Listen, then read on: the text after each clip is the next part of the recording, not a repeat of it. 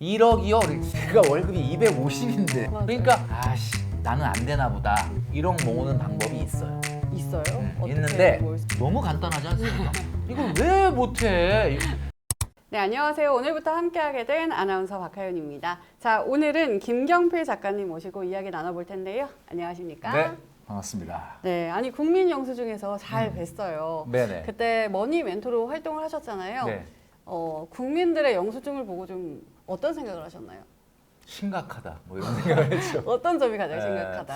뭐 사실 우리가 이제 2020년 코로나 이후로 이제 2021년도까지는 코로나 어떤 시국이었고 2022년도부터 좀 조금씩 정상화됐는데 코로나가 이제 요즘은 정말 옛말처럼 됐지만 네. 우리 삶을 너무나 많이 짓눌렀고 답답하게 만들었잖아요. 그러니까 그러다 보니까 많은 직장인들이 우울감에 빠져 있고 맞아요. 우리가 코로나 블루다 이런 말이 맞아요. 있었던 것처럼 네. 이런 것들을 어느 쪽으로 좀 해소할 거냐 풀 거냐를 상당히 많은 MZ 분들이 사실 소비로 풀었던 게 사실이죠. 그러니까 사실은 어떻게 보면 좀 말도 안 될 것 같은 정말 그런 희한한 영수증들이 굉장히 많았거든요.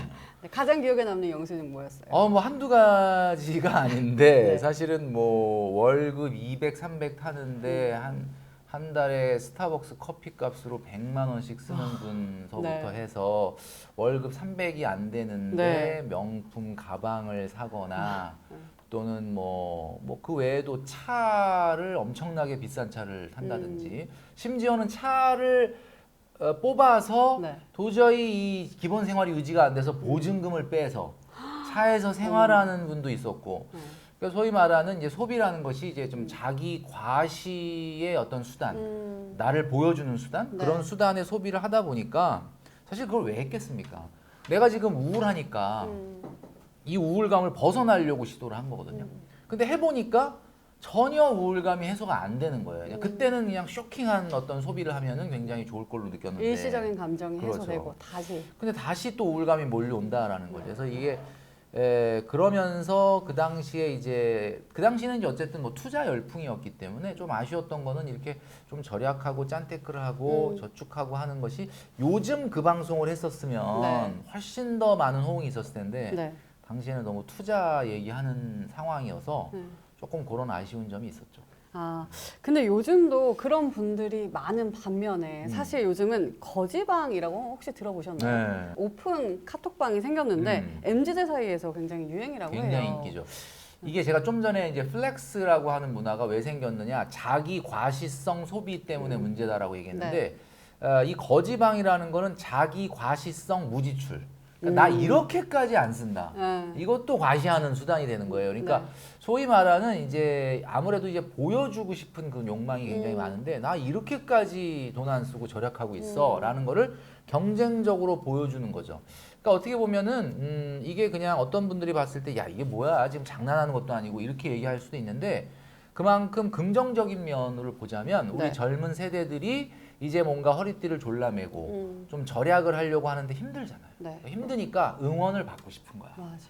응원 받고 싶고 격려 받고 싶고 잘한다 박수 받고 싶은데 나 혼자 해서는 잘 안 되니까 맞아. 내 사례를 이제 계속 올리는 거예요. 경쟁적으로 올리면서 그래 잘한다 또는 잘못한 거를 좀 꾸짖으면서 뭔가 용기를 내고 있는 것이 아니냐. 그래서 저는 개인적으로 이게 그냥 네. 뭐 이게 뭐 장난하는 것도 아니고 뭐야 이렇게 얘기할 게 아니라 우리 기성세대든 또는 일부 그 젊은 세대 중에서도 좀 용기 있게 봐주시고 응원을 좀 해주셨으면 좋겠어요. 그러니까 그만큼 이 어려움의 위기를 좀 극복해야 되겠다라는 우리 젊은이들의 몸부림이 아니겠느냐.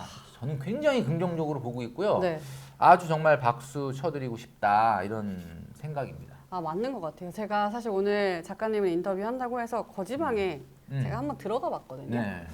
근데 이게 제가 쓰려고 했던 돈도 안 쓰게 되더라고요. 왜냐하면 이제 물 하나 먹는데도 조금 참았다 마셔라 이런 글들이 정수기 있는데 왜 생새를 맞아요. 먹냐, 뭐 이렇게. 이런 말들이 올라오니까 나만 이런 게 아니라 모두가 힘들고 모두가 허리띠를 졸라 매구나 이런 생각이 들면서 좀 그런 측면이 없지 않아 있는 것 같은데 아무래도 이런 현상이 일어난 이유부터 한번 짚어봐야 할 것 같은 게 그렇죠. 네. 이게 이제 경제가 지금 어렵다는 얘기를 뭐 뉴스만 틀면 들으실 텐데 사실 여러분 솔직히 말씀드리면 우리 직장 생활하는 분들은 경기가 어렵다 해도 솔직히 잘 체감을 못 하실 수도 있어요. 왜냐하면 다니는 회사에서 경기가 어렵고 경제가 어렵다고 해서 당장 월급이 안 나오는 건 아니잖아요. 물론 뭐 보너스가 조금 줄어들 수는 있겠지만 그러니까 뭐 사실 잘 모르겠는데 이렇게 하면서 과거의 관성처럼 써왔던 그 소비 패턴이 계속 유지가 될 수가 있는데 이제 너무 어렵다 그러니까 와 이게 좀 분위기가 나도 뭔가 좀 줄여야 되지 않을까 뭐 이런 생각을 하게 되는데 지금 실제로 어느 정도나 어렵냐 제가 이제 유튜브를 통해서 방송을 통해서 계속 얘기했던 게 2022년도부터 금리가 올랐잖아요. 근데 저는 이제 유튜브에서 항상 얘기하는 아마 올해까지는 별 문제 없을 거고 내년이 힘들 거라고 제가 계속 얘기했거든요. 이게 왜 그러냐면 경제 현상이라는 거는 오늘 발생을 하면 그게 즉각 반영이 되는 게 아니에요. 예를 들면 이번 달부터 이자가 갑자기 늘어난다? 그러면 다음 달부터 바로 소비를 줄이는 게 아니다라는 거죠.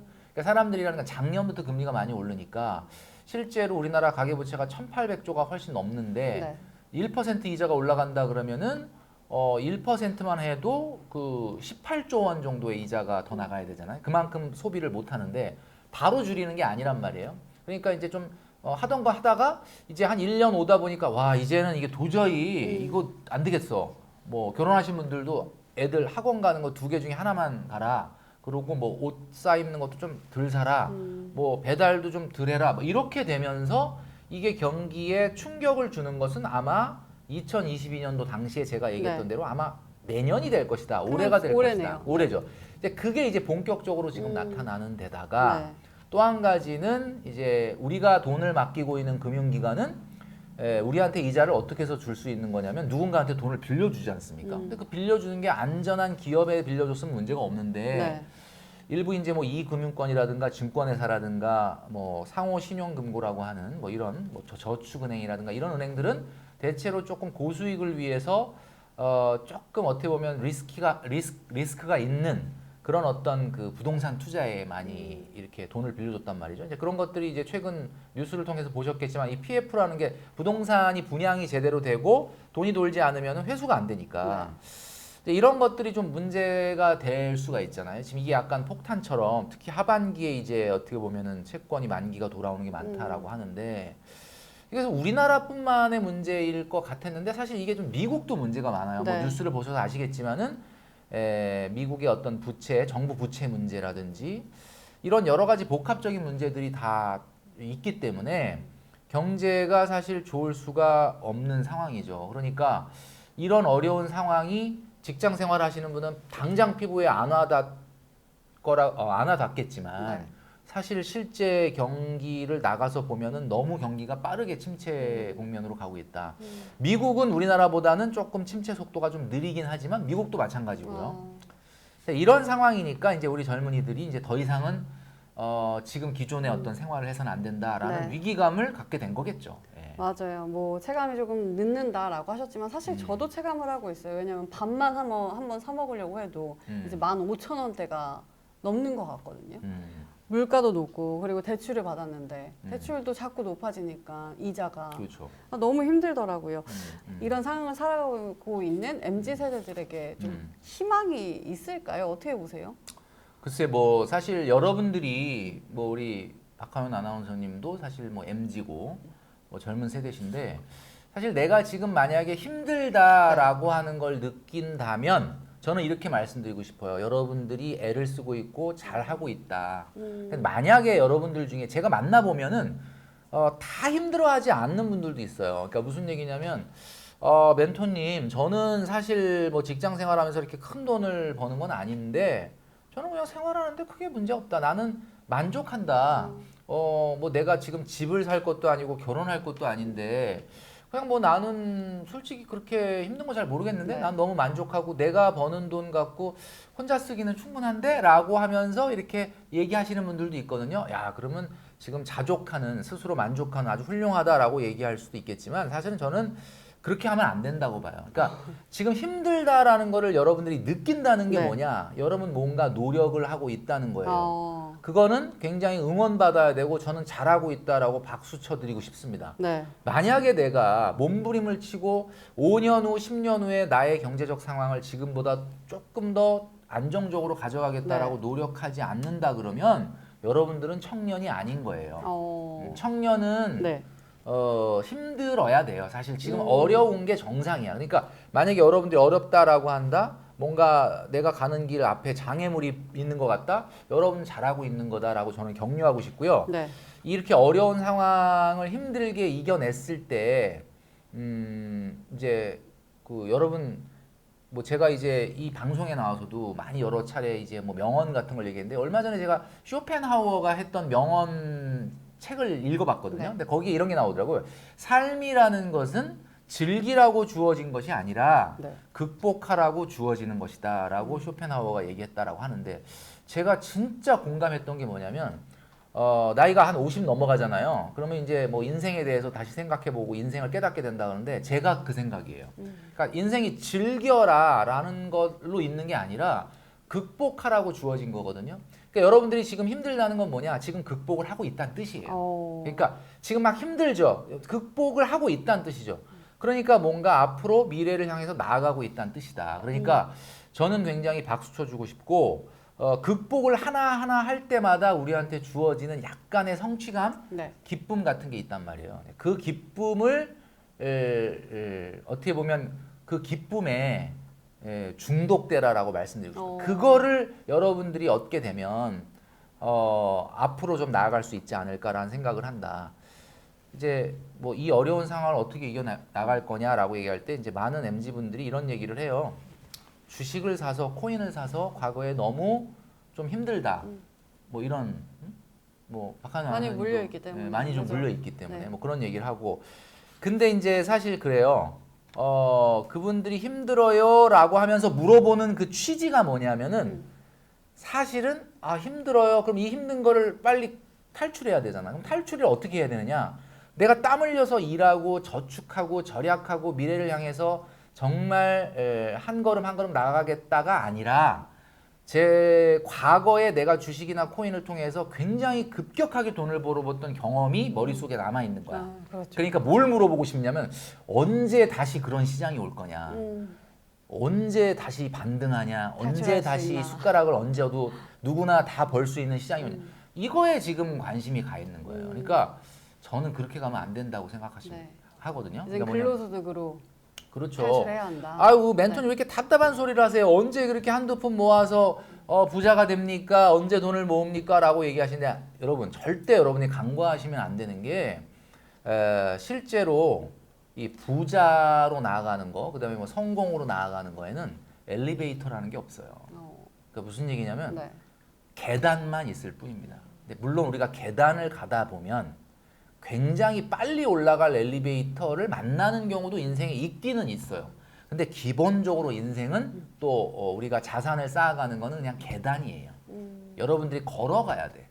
근데 엘리베이터를 한번 타본 경험이 있는 거야. 한 번에 그냥 쫙 가보니까 야 이거 계단으로는 못 가겠다. 굳이 걸어갈 필요가 있나? 걸어갈 필요가 있냐 이렇게 되는데 지금 여러분들이 그 생각을 하시면 안 된다라는 얘기죠. 최근에 주식시장이나 부동산 시장이 많이 떨어진 거는 사실입니다. 네. 2021년도에 고점 대비 주식도 뭐 30% 이상, 부동산 같은 경우, 주택 같은 경우는 일률적으로 얘기하기는 어려우나 수도권도 최고 많이 떨어진 데는 40% 이상 빠진 데도 있고요. 강남도 뭐 실거래가 기준으로 한 20% 이상 빠진 것 같고, 네. 야 이 정도면은 좀 뭐 좀 다시 좀 사야 되는 거 아닌가? 주식도 좀 뭔가 이제는 많이 하락을 했기 때문에 자산이라는 게 가격이 너무 올라가면은 아무래도 하락 위험이 좀 커지는 거고, 그다음에 너무 많이 빠지게 되면은 하방으로는 경직성이 생기면서 네네. 상승할 가능성이 있다. 이건 맞아요. 물론 맞는데 그렇긴 하지만 과거 2021년 꼭대기나 2022년도보다는 하방이 탄탄해진 것만은 분명합니다. 그래서 지금 투자를 하는 것이 2022년도보다 2021년도보다야 뭐 조금 나을 수는 있겠죠. 그러나 이제 여러분이 주의하셔야 되는 거는 경기라는 게 살아났다가 일정 시점이 지나면 꺾이고 꺾였다가 이게 길어지면 다시 회복되고가 사이클이 맞는데 지금은 우리나라뿐만 아니라 전 세계 경제, 특히 이제 전 세계 경제에 가장 큰 영향을 주는 미국이 네. 너무나 불확실성이 크다고 봅니다.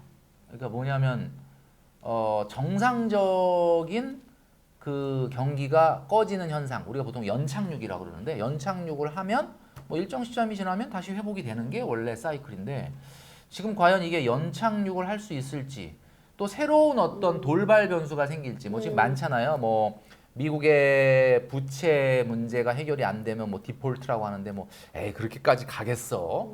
뭐 사실 이렇게 약간 낙관적으로 보는 분들도 많이 있긴 하지만 사실은 이제 그 문제뿐만이 아니라 이번에 이제 우리가 새롭게 알게 된 게 미국의 빚이 31조 달러라고 하는데 우리나라 돈으로 그냥 4경이라고 합니다. 네. 이게 뭐 어떻게 여기까지 왔느냐? 뭐 정말 미국이라는 나라가 절대 안 망한다라고 하는 그거 하나 믿고 정말 계속해서 부채로 정말 끊임없이 이럴 때 쓰는 말이죠. 천문학적인 빚을 계속 만들어 왔던 거거든요. 이런 문제가 과연 진짜 문제 없이 계속 넘어갈 수 있느냐?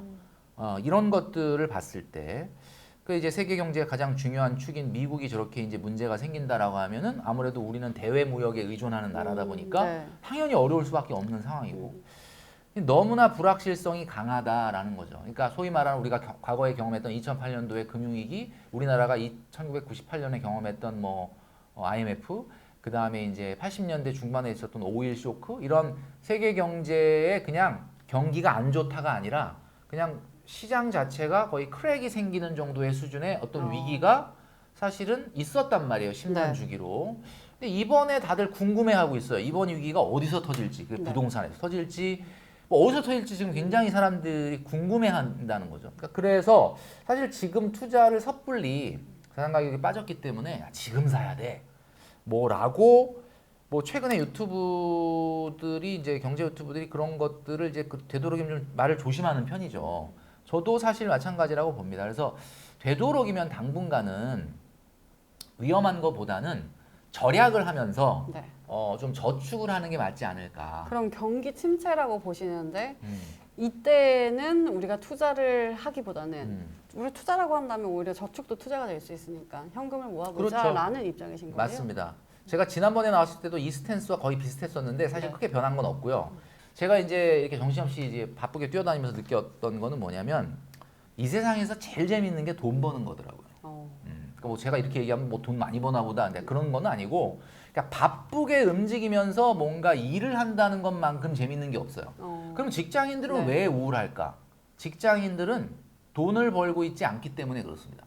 직장인들이 왜 돈을 벌고 있지 않은가? 여러분 잘 생각해 보세요. 직장인들은 항상 똑같은 월급을 타죠? 그러면 여러분들은 그걸 이번 달에 월급이 나와. 다음 달에 나오죠. 그 다음 달에 나오죠. 그럼 머릿속에 무슨 생각합니까? 아, 이번 달에 월급 돈으로 나오면은 뭘 할까? 쓰고 다음 달에도 나올 게 확실하잖아. 그러면 이미 쓸 걸 다 머릿속에 갖고 있어요. 그러니까 여러분들은 돈 버는 느낌이 없는 거야. 왜? 벌면 다 쓰니까. 물론 뭐 저축도 좀 하지만 이 직장인이 갖는 장점이라는 게 계획을 할 수 있다는 장점은 있으나 그렇죠. 돈을 번다는 느낌이 없는 거예요. 왜? 왜 없어요? 그냥 벌면 어차피 다 나갈 거니까. 근데 이 프리랜서라든지 사업을 하거나 막 내 일을 하는데 그 일이 잘 되고 막 바빠지잖아. 하나도 안 피곤해. 진짜. 왜 그런 줄 아세요? 그게 왜 그럴까 생각해도 내가 성장한다는 느낌이 있기 때문에 그래요. 그게 또 돈으로 찍히니까. 그래 돈으로 찍히고 뭐 이거 나가면 뭐 제가 뭐 어마어마하게 돈을 버는 줄 알겠는데 그건 아닙니다만 하여튼 바쁘다는 게 뭐예요? 네. 그러니까 일단 이 세상에서 제일 재밌는 게 돈 버는 거야. 뭐 주말이든 일요일이든 어디 가도 하나도 안 피곤합니다. 그런데 직장인은 계속 피곤하죠. 자 그러면 직장인이 돈을 버는 방법을 알려드릴게요. 네. 자 내가 300만 원을 벌어요. 그 다음 300을 써. 남는 게 없죠. 성장되는 게 있습니까? 뭔가 여러분 우리가 잘 이게 궁금해요. 300을 벌면 얼만큼 소비를 하고 그렇죠, 얼만큼 저축을 해야 얼마나 될까요? 저축해야 네. 되느냐. 제가 이제 하던 얘기를 조금 이어서 하자면 300만 원을 벌어. 근데 300이 어떤 식으로든 다 나가. 그러면 다음 달도 그 다음 달도 내년에도 내가 뭔가 성장할 것 같은 재정적으로 성장할 것 같은 느낌이 있느냐? 없죠. 그러니까 그게 우울한 거예요. 그러니까 우울하다는 거는 여러분 우울하다는 느낌이라는 거는 뭐냐면 희망이 안 보일 때 우울한 거예요. 희망이 뭐야? 내가 아무리 힘들어도 내년에 나 승진한다. 나 내년에 무슨 좋은 일 있다. 나 내년 되면 뭔가 확 뭐가 살림이 핀다. 아 이래봐요.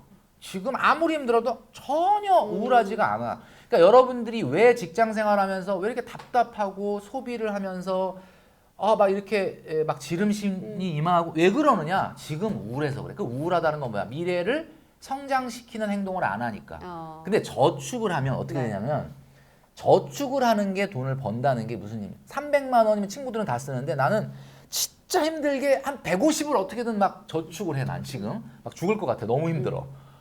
막 죽을 것 같죠? 진짜 막 그죠. 300을 쓰던 사람이 막 반을, 150을 저축. 저축해야 근데 되는데. 한 3개월 지나서 통장을 딱 보니까 한 돈 500 정도가 들어 있는 거야. 야, 근데 이 500이라는 돈도 만져본 적이 별로 없어, 이 사람이. 근데 돈 한 500이, 야, 꽤 돈이 있네, 목돈이. 그러면서 약간 이게 기분이 살짝 좋아져요, 살짝. 그런데 이게 계속 가면, 가만히 있어봐. 그러면 이제 얼마가 되면 이게 1000만 원이 되고, 네. 이게 1500이 되고, 이게 사실 해보신 분들은 아시겠지만 직장인들이 그래서 사업을 하는 분들보다 뭔가 내가 성장한다는 느낌이 없을 때 가장 우울감이 오거든요. 그래서 네. 300만 원을 버는 사람이 어느 정도 저축을 해야 되냐라고 지금 우리 박하연 아나운서께서 물어봤잖아요. 이게 사실 우리 유튜브라고 하는 거는 아무리 뭐 유튜브 이렇게 그 댓글이나 이런 걸 소통을 한다 그러지만 사실 쌍방향이라기보다는 일방적으로 우리가 말하다 보니까 이제 구독하시는 분이나 이제 시청하시는 분들이 어떤 상황인지를 우리가 모르잖아요. 맞아요, 그러니까 뭐 맞아요. 일률적으로 딱 정하기는 사실 되게 어려워요. 그래서 뭐 이거 하고도 뭐 댓글로 뭐 현실감이 없대는 맞아요. 둥, 뭐 어떤 분은 정말 맞는 얘기라고 하는 분도 있지만 네. 근데 일률적으로 말씀드리긴 되게 어려운데 제가 이제 항상 얘기하는 거지만 퍼센트로 퍼센테이지로 따진다면, 네. 얘기하자면 이렇게 말씀드리고 싶어요. 내가 부모님하고 같이 생활하고 있다. 그러면 월세나 전세자금 대출이잖아. 뭐 주거 비용이 안 들지 않습니까? 그죠. 그러면은 나는 그렇게 고정비 같은 거 뭐 내 통신 요금하고 교통비밖에 안 드는데라고 얘기하잖아요. 그게 찬스인 거예요. 그러니까 그걸 빨리 저축을 해야 되는데 몰라 그거를. 뭐 독립해 있는 친구들은 그냥 한 달에 한 5, 60 그냥 깨지는데 나가죠. 자기가 그걸 모르니까 여유 있게 쓰는 거야. 그러니까 그게 무슨 얘기야? 자기 장점이 뭔지를 모르고 지나가는 거지.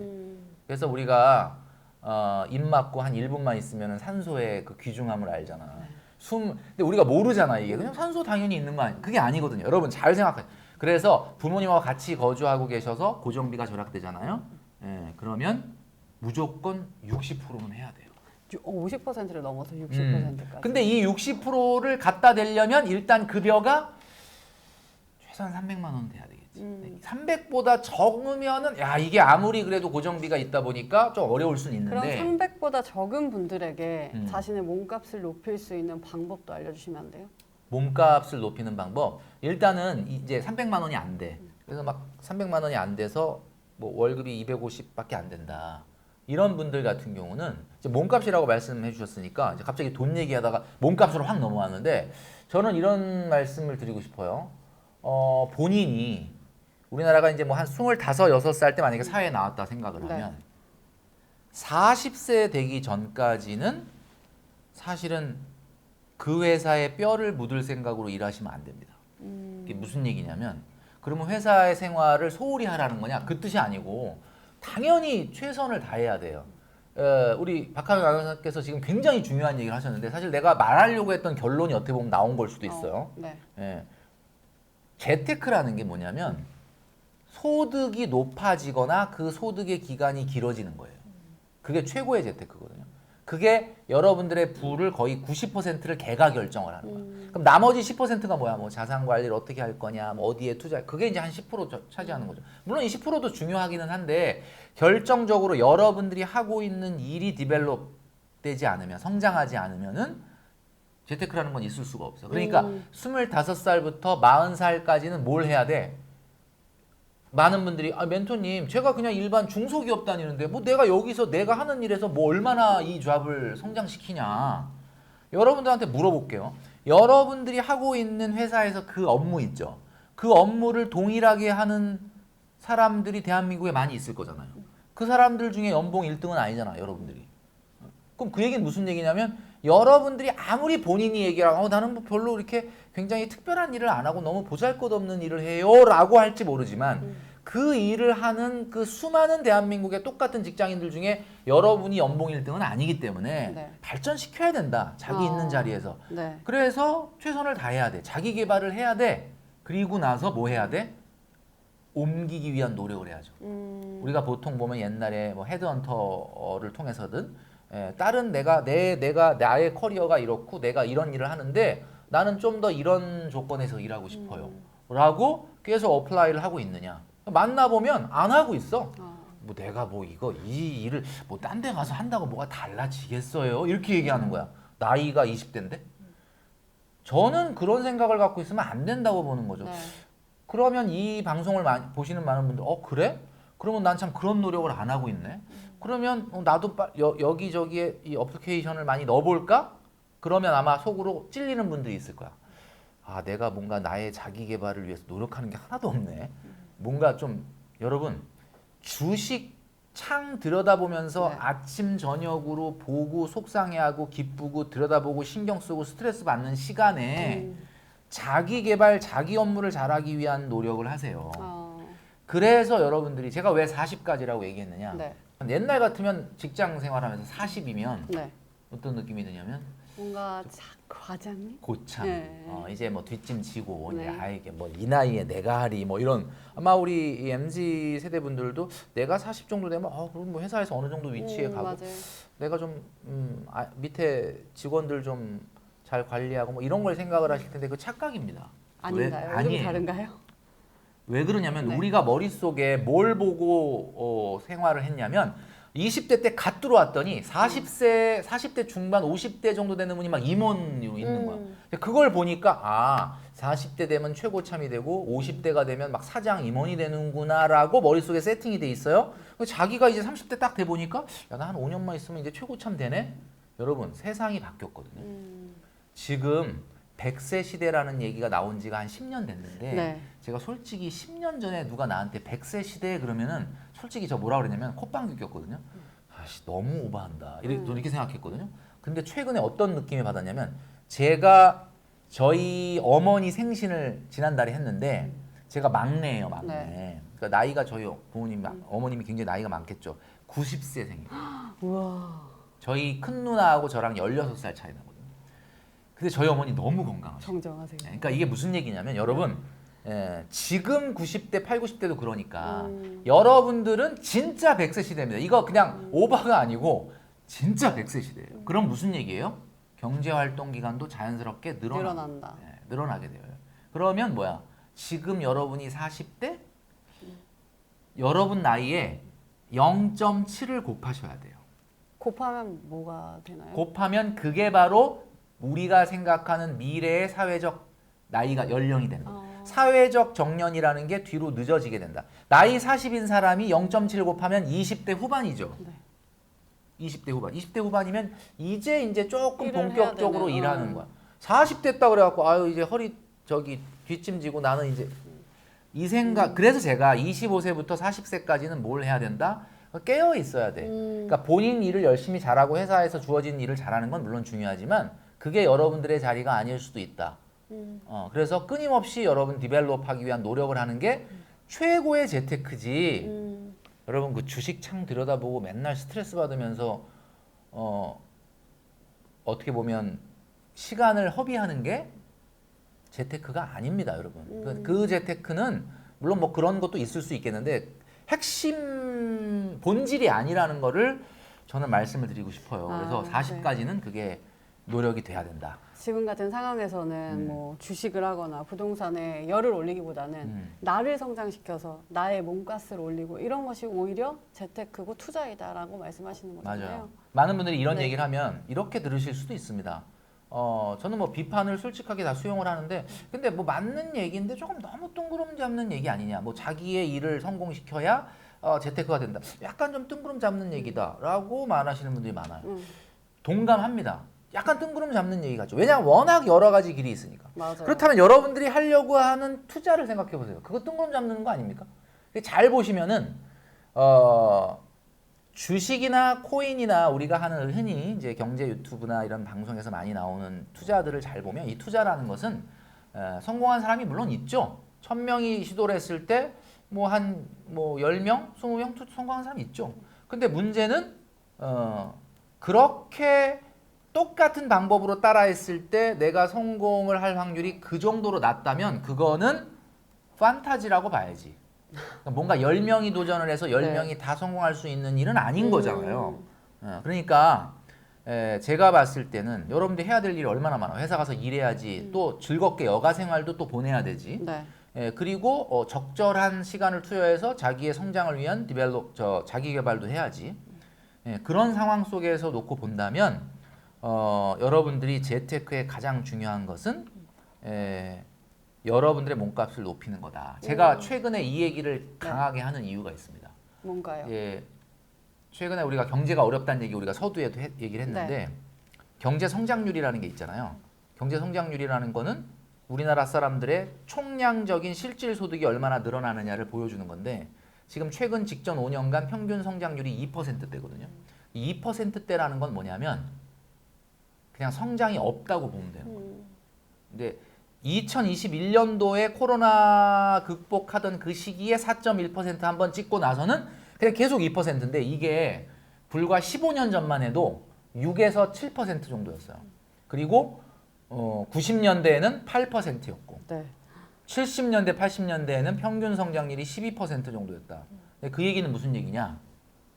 은행에 가서 가장 안전하고 수익률 낮다는 은행에 가도 10%가 성장하던 이자가 나오던 네. 시절이었는데 그걸 보고 우리 뇌가 세팅이 된 거야 지금. 그러니까 우리 선배님들 부모님 세대는 뭐야? 주식 하나 잘 사놓고 맞아요. 집 하나 잘 사놓고 땅 하나 잘 사놨더니 터진 거지. 그러니까 네. 그거 보니까 어떤 느낌이 들어? 나도 저거다. 이러니까 지금 우리 세대들이 그거에 몰입을 하는데 제가 그냥 말씀드릴게요. 정말 작가님은 그런 시대는 이제 더 이상 오지 않는다라는 아니 지금 입장이세요? 성장률 자체가 없잖아요. 성장이 안 되잖아. 그러면 무슨 얘기예요? 성장이 안 된다는 건 소득이 안 늘어난다는 거죠. 소득이 안 늘어난다는 건 여러분 경제는 굉장히 생각보다는 어렵다고 생각하면 어렵지만 쉽다고 생각하면 쉬운 게 성장이 안 돼. 소득이 안 늘어나. 자산도 안 올라가요. 그러니까 자산의 실질 가격이 안 올라가. 안 올라간다니까요, 여러분. 그러면 안 올라가는데 그거가 마치 모든 거를 결정해 줄 거라고 생각하고 모든 신경과 노력을 거기에 쏟아부으면 여러분들 자기 개발할 시간을 놓치는 거예요. 남들은 뭐야? 남들은 내 몸값을 높여서 재테크를 하는데 나는 이 주식 샀다, 이 코인 샀다, 팔았다 이러면서 시간 낭비하고 나중에 보니까 별로 실질적으로 오른 게 없네? 근데 본인은 아무런 그 시간을 그런 데 낭비를 해요. 네. 그러니까 뭐 재테크 무용론을 얘기하자는 건 아닙니다. 재테크가 중요하기는 하죠, 여러분들. 그렇지만 이게 재테크 만능론, 재테크로 뭐가 하나 대박이 터지면 나는 파이어족으로 은퇴한다. 이 생각은 굉장히 위험한 생각이다. 재테크가 답이 될 수는 재테크만이 답이 될 수 그렇죠. 없다. 그래서 여러분 이 생각을 먼저 받아들여야 돼요. 그러니까 이게 이제 실질 자산의 성장이라는 거는 굉장히 제한적일 수밖에 없기 때문에 네. 그렇다면은 이런 시장에서 가장 중요한 게 뭐냐? 돈을 안 잃는 것이 중요한 거예요. 돈을 안 잃는 것. 그러면 괜히 투자를 했다 돈을 잃는 것보다 돈을 안 잃기 위한 방법이 필요하다. 그래서 제가 아까 얘기했던 것처럼 직장인은 돈을 벌 수가 없는 구조다. 왜? 네. 벌어서 다 쓰니까. 그럼 돈을 벌 수 있는 구조는 뭐예요? 유일하게 여러분들이 저축하는 금액이 버는 돈이에요. 왜냐하면 저축하는 돈은 어떤 돈이야? 피땀 흘려서 번 돈인데 정말 아끼고 안 쓰고 해서 모은 거죠. 네. 그것만이 버는 거예요. 그러면 거의 1억을 항상 모으라고 말씀을 하시잖아요. 직장인들은 몇 년 안에 1억을 모아야 된다고 보세요? 1억이라고 말한 이유가 있어요, 제가.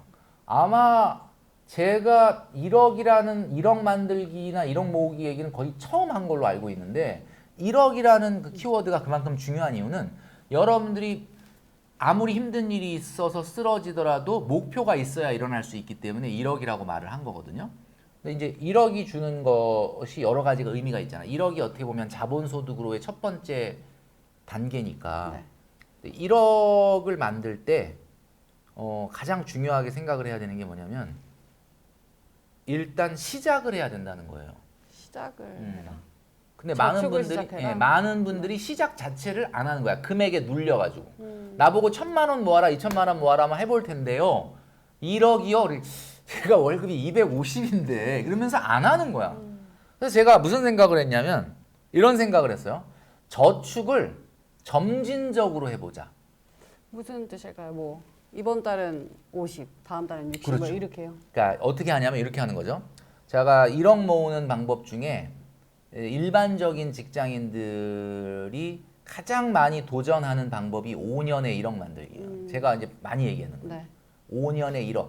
5년에 1억을 만들려면 지금 금리로 한 달에 153만 원을 저축을 해야 됩니다.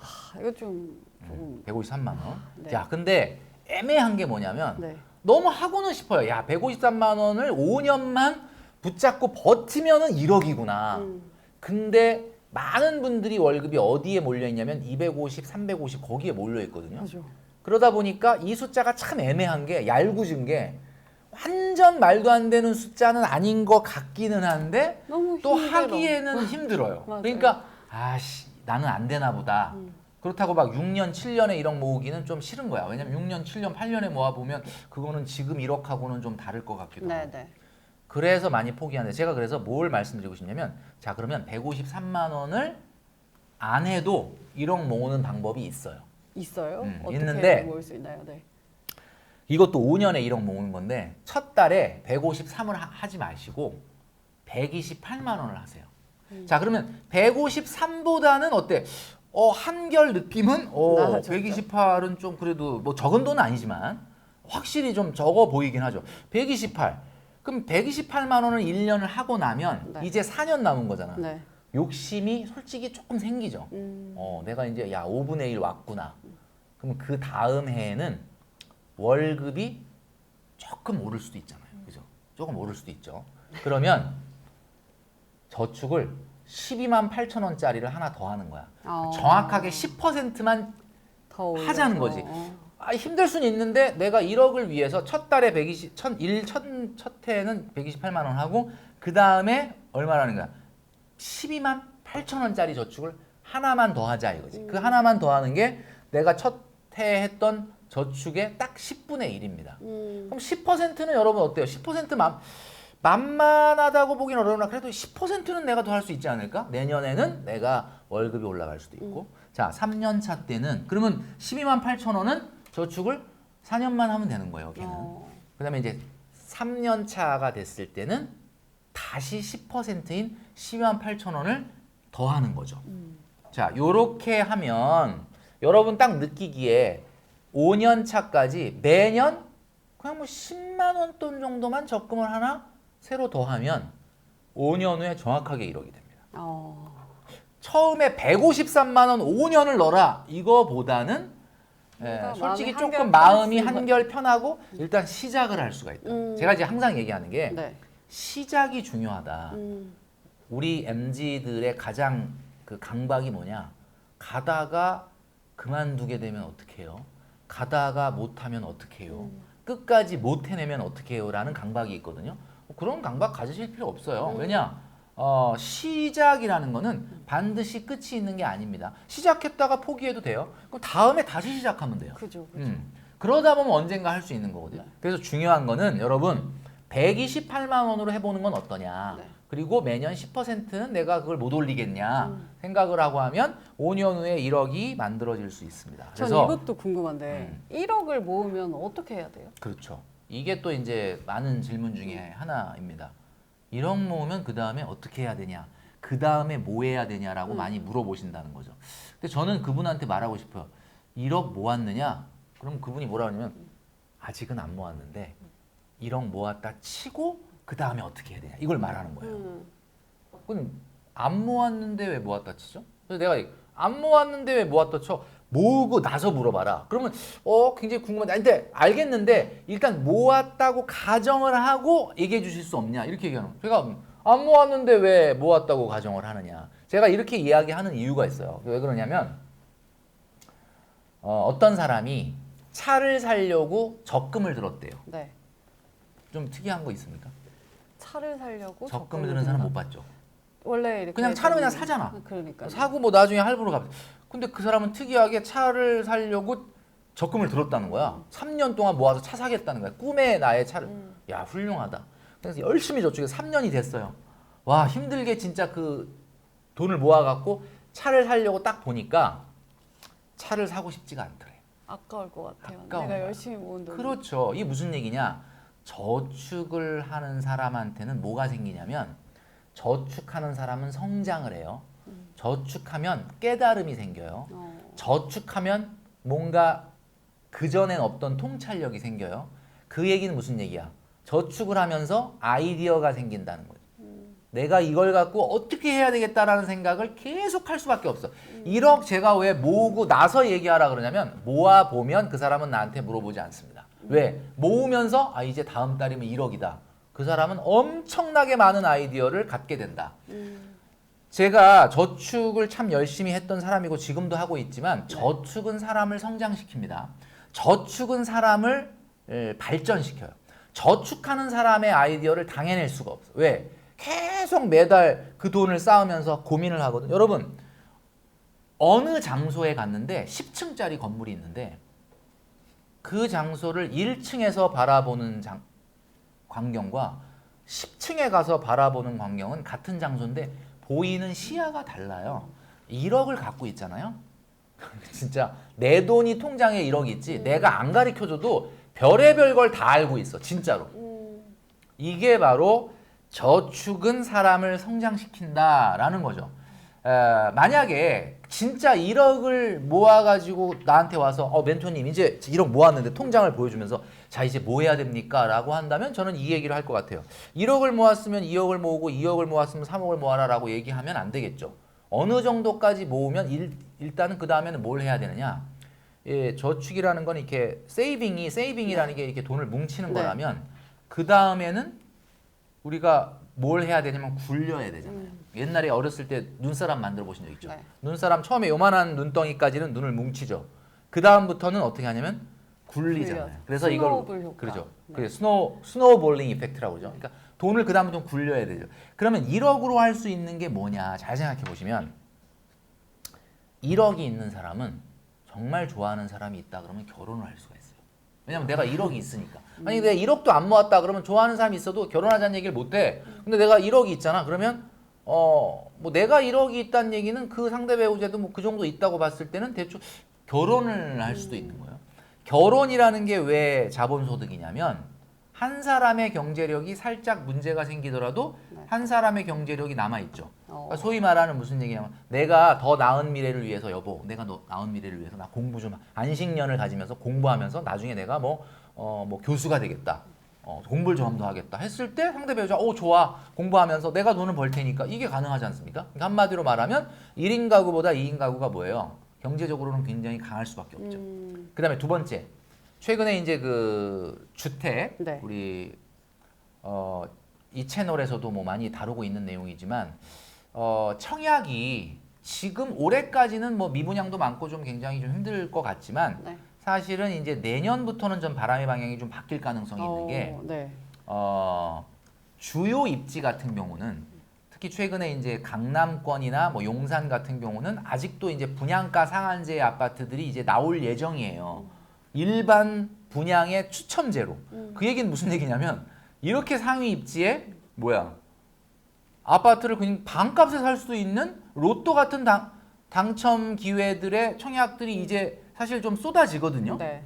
그러면 최소한 최근 같은 경우는 대출이나 이런 것들이 많이 풀렸기 때문에 일단 계약금만 밀어넣을 수 있다 그러면 생각보다 잔금 치르고 내가 입주하거나 전세를 뭐 분양가 상한제는 전세를 줄 수는 없겠지만 내가 입주할 때까지 자금이 없어서 자금을 땡기지 못해서 못 산다 이런 건 없거든요.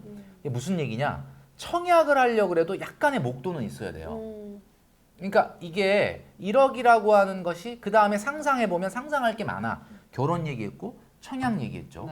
네. 그 다음에 이제 최근에 직장인들은 깜짝 놀랄 게 제가 이제 직장인들을 많이 만나다 보니까 여러분 아마 이 영상을 보시는 분들 귀 기울여서 잘 들어보시면 좋을 것 같은데 연봉이 높을수록 재밌는 게 알바를 많이 해요.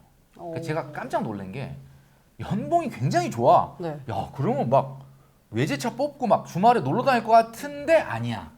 근데 무슨 뭐 다른 거 투잡 같은 그런 걸 하더라고요. 난 이해가 안 가는 게 아니 소득도 괜찮은데 이걸 왜 하냐 그랬더니 돈이 부족해서 하는 게 아니고 뭐 때문에 할까? 자기가 뭔가 하고 있는 아이템을 뭔가 이런 사업화하고 싶어서 뭐 여러 가지 요즘 뭐 블로그나 뭐 온라인 뭐 그 커머스나 뭐 하여튼 뭐 저는 이제 얘기 들어도 무슨 얘기인지 잘 모르겠는데 하여튼 뭐 자기의 전공 관련한 거겠지만 전문 분야 굉장히 뭘 많이 하더라고요. 그래서 내가 야 진짜 너무 훌륭하다. 근데 그러면 언제 쉬어요? 언제 놀아요? 제가 아까 처음에 얘기했던 네. 내용이 뭐야? 이 세상에서 제일 재밌는 게 돈 버는 거예요. 네. 돈 버는 그게 일과 지금 관련된 놀고 일을 있는 거다라고 그게 말씀하시네요. 놀고 있는 거야 나 재밌게. 그래서 결국 무슨 얘기냐면 근데 참 제가 안타까운 거는 소득이 높은 사람이 재테크에 관심도 많고 소득이 높은 사람이 막 투자도 하려고 그러는데 소득이 어정쩡하잖아요. 그러면 약간 소비가 높아. 그러니까 이게 참 아이러니하게도 소득이 어정쩡하면 소비가 세고 네. 소득이 소득이 높으면 오히려 아껴 써요. 그런 면이 있기 때문에 이제 제가 봤을 때는 사업을 하려고 그래도 1억은 있어야 돼. 그러니까 이거를 사업을 조금 더 뭔가 제대로 하고 싶은 욕심이 있는데 그러려고 해도 약간의 자본이 필요한 거예요. 자, 제가 지금 뭘 얘기했느냐면 결혼. 그다음에 뭐 청약 내 집 마련의 어떻게 보면 시드머니. 사업. 그다음에 사업.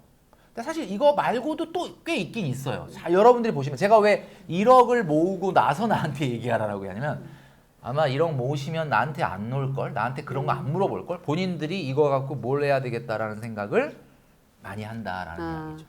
우리 작가님은 그러면은 재테크 수단으로 첫 번째로는 나를 좀 성장시켜라. 그리고 두 번째로는 저축을 해라. 세 번째로는 소비를 줄여라. 라는 입장이신 것 같거든요. 소비를 줄이는 게 사실은 직장인한테 그만큼 버는 건데 네. 여러분들이 이게 그냥 말장난 아닌가라고 생각하지 마시고 잘 생각해 보세요. 진짜 여러분들이 소비하는 것 중에서 네. 정말 필요했던 거다라고 증명할 수 있다면 저는 절대 비난하지 않습니다. 제가 혼낸다 그래가지고 저는 거지방에 오픈 채팅방에 글 올리는 것처럼 네. 뭐 그런 걸로 혼내지 않아요, 여러분. 정말 필요한 거다? 써야죠. 그럼 근데 소비를 줄이는 방법, 뭐 그러니까 꿀팁 있어요? 소비를 네. 줄이는 방법이라는 건 이거야. 내가 안 해도 될 뻔했던 소비를 줄여야 되는 거지. 꼭 써야 되는 소비를 줄이면 안 되죠, 그거는. 그러니까 안 해도 될 뻔했던 소비를 줄여야 된다. 그 얘기가 무슨 얘기냐? 한마디로 얘기하자면은 안 써도 되는 소비. 안 써도 되는 소비. 안 써도 되는 소비. 그거 예를 들면 뭐가 있을까요? 음. 생활비를 따진다면. 생활비를 따진다면 네. 자, 반값 세일이라는 게 있지 않습니까? 네. 좋아해요. 좋아하죠. 네. 그 제가 MBC 예능 새치어에 나갔었는데 전현무 씨도 제가 대화하다 보니까 네. 반값 세일 그러니까 바로 이 얘기 하더라고요. 그건 못 참지. 그러니까 이게 무슨 얘기냐면 네. 뭐 이 세상에 어떤 건지 모르겠지만 반값 할인한다는 건 그럼 사야 되는 거 아니냐라고 생각하는데 합리적인 게 아닌가? 잘 보시면 네. 그게 나한테 정말 필요한 거였는데 반값 세일을 마침 만난다면은 합리적인 소비일 수 있는데 이 세상에는 사실은 사놓고 보면은 그렇게 생각보다 또 필요하지도 않았던 물건도 많기 때문에 불필요한 물건이었다면은 안 사면 100% 세일이에요. 그죠? 네, 그러니까 이게 그러네요. 무슨 얘기냐면 안 사도 될 뻔한 거를 내가 잘 참았다면 그 부분만큼 번 거예요.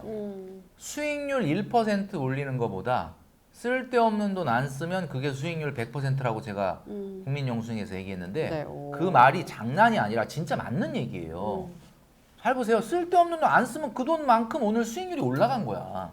자, 그러면 이게 돈 버는 거지. 뭐가 돈 버는 겁니까? 여러분 직장 생활하는 분은 이게 돈 버는 건데 이거에 관심을 가지셔라.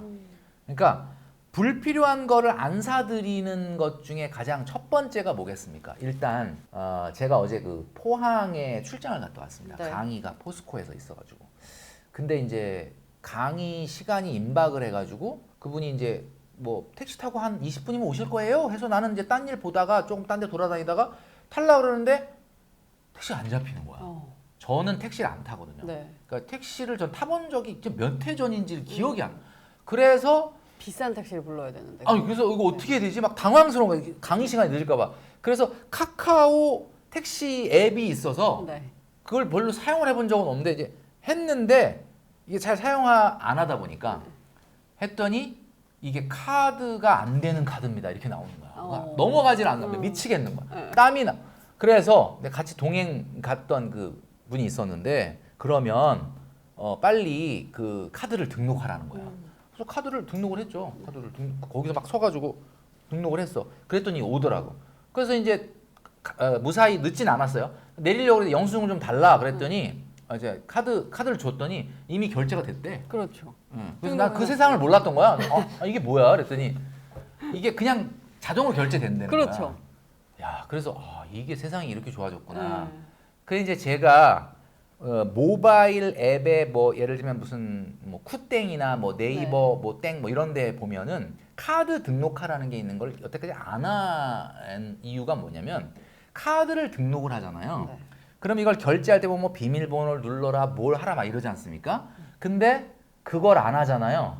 그냥 이제는 그러면 한번 그냥 쓱 그냥 하면 이렇게 보고 결제되죠. 싹 하면 그냥 결제가 되는 거야. 그 얘기는 무슨 얘기냐면 결제를 쉽게 한다는 것 자체가 편리함이 아니에요, 여러분.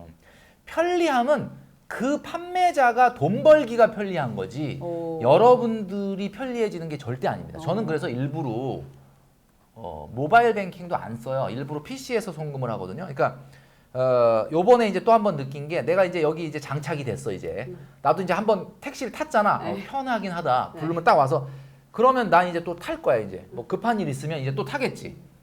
이게 여러분들을 결제로부터 굉장히 편리하게 만드는 방법. 최근에 있었던 뭐 애플페이라든지 뭐 최근 그 전까지 계속 있었던 뭐 삼성페이라 하여튼 이런 페이의 어떤 문화가 네. 여러분들을 불필요함에도 불구하고 소비하게 만들었던 거예요. 그래서 저는 제가 이제 한번 예전에도 나와서 이 방송에서도 얘기했던 적이 있었는데 자기가 스스로 살짝 결제를 불편하게 하는 시스템이 필요하다. 그러니까 살짝 그러니까 많이 불편하게 하면 안 되고요. 네. 살짝 불편하게 하면 여러분들은 생각을 해요. 저 이거 공감해요. 왜 제가 생각- 뭔가를 사고 싶었는데 어. 근데 자꾸 결제가 안 돼. 그럼 그냥 안 살 그냥 때거든요. 그러니까 안 살 때가 있었다는 얘기는 그게 안 사도 될 뻔했던 일이는 그러니까 한마디로 말하면 나한테 살짝 불편하게 만들면서 세 가지를 물어봐라. 그래서 일명 결제 삼심제도라는 얘기를 했지 않습니까? 결제 삼심제도라는 게 뭐예요? 사법제도에 있는 삼심제도처럼 사기 전에 나한테 세 가지만 물어보라는 거죠. 첫 번째, 진짜 필요한 거냐? 진짜 필요한 거냐를 물어보라는 거죠. 그러니까 진짜 필요한 거는 뭐야? 없으면 안 되는 거죠. 근데 있으면 좋은 거는 뭐야? 있으면 좋은 거는 필요한 걸 수도 있지만 안 필요한 걸 수도 있는 거죠. 그렇죠. 그러니까 첫 번째 심사는 나한테 이거 진짜 필요한 거야? 라고 물어보면 돼요. 뭐 1초면 돼, 1초. 필요한 거야. 필요한 두 번째 나한테 물어봐야 되는 거는 근데 이번 달에 카드값 쓴 거라든지 뭐 체크카드 쓴 거라든지 이번 달에 생활 예산에서 이거 감당 가능한 거야? 예산이 있는 거야? 이걸 물어보면 돼요. 그러면 이번 달은 좀 많이 써서 안 되는 거. 그러면 살짝 뒤로 미루면 되는 거죠. 아니면 뭐 하면 되는 거고. 그 다음에 마지막 세 번째는 뭐냐? 대부분 여기서 걸려요. 첫 번째, 두 번째가 통과가 되면 네. 무죄야, 무죄. 1심도 무죄, 2심도 무죄야. 네. 1심은 마지막은 뭐? 뭐예요? 1심은 뭐냐? 1심은 필요한 거야? 그 다음에 예산 있는 거야? 다 통과됐어. 근데 마지막은 대체제는 없는가? 마지막에 내가 한번 이미 물어봐. 가진 것 중에 혹시 이걸 대체할까 할 수 있는 게 있느냐? 이렇게 물어보면 그래 꼭 이걸 안 사도 그걸 쓰면 되겠구나라는 게 있어요. 이걸 세 가지를 다 통과했다라고 하면 그거는 사야지. 그거는 사도 나쁜 영수증이 아니다. 네. 요 방법을 통해서 네. 여러분들이 사는 물건을 사는 것들을 조금 해보시다 보면은 네. 상당히 여태까지 내가 불필요한 거를 사실 많이 사들였구나. 그래서 많이 사들였으니까 그거를 당근에다 내다 팔기도 하는 거죠. 그렇죠. 그러니까 제가 얘기했죠. 직장인은 저축하는 게 버는 거다. 네. 그리고 불필요한 거를 안 쓰게 되면 그게 버는 거다. 제가 아까 얘기했잖아요. 쓸데없는 거 안 쓰면 그게 수익률 100%다. 네. 이거를 머릿속에 생각을 하시고 네. 하시면 좋을 것 같아요. 알겠습니다. 여기서 한 가지 눈이 뜬 게 음. 결제가 쉬운 거는 판매자가 돈을 편하게 벌 수 있는 그 사람들이 편한 방법이다. 거지 내가 편한 게 아니야. 그럴 수 있네요.